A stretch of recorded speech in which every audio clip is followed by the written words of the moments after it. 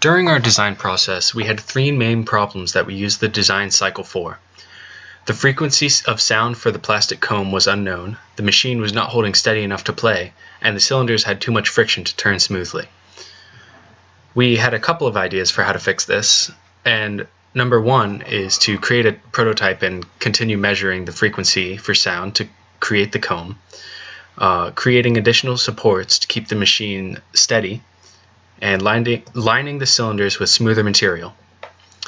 We planned by making multiple models of the comb. We added additional fasteners and elastic to the machine, and we added simple paper strips to the machine to reduce friction. We did so and found the most appropriate locations and shapes. And finally, we went back over the shapes and measured and calculated the differences for the next iteration of the plastic comb.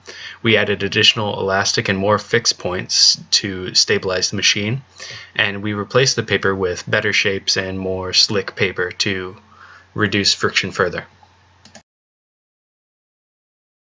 Some of the problems we ran into along the way included lack of resources, knowledge, time, or failure in the methods we used. Some of our best solutions came from adding rubber to create more friction, packing the cylinder slot with paper to create more durability, and mounting the pillars more securely by using tacks and rubber bands.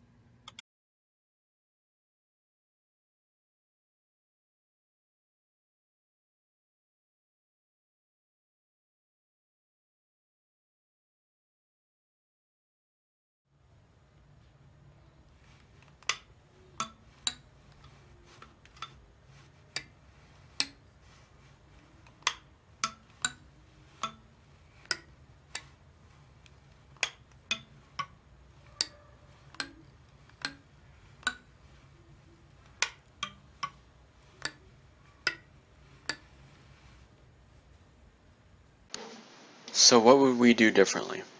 Well, first we were thinking about using a steel comb instead of a 3D printed plastic comb. This would better the quality of the music. Second, we were thinking about creating the entire base out of 3D printed material. This would allow us to pre-design our structure within 3D modeling softwares such as SolidWorks.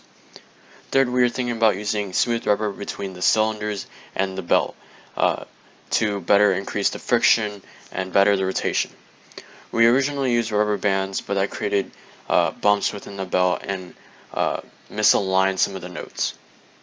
Lastly, we would like to better stabilize the movable legs within our base. This will be done either using magnets, Velcro, or some sort of mechanism within our design.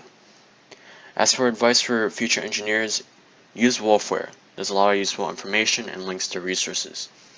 Based on that, there are three main things. First, early orientations.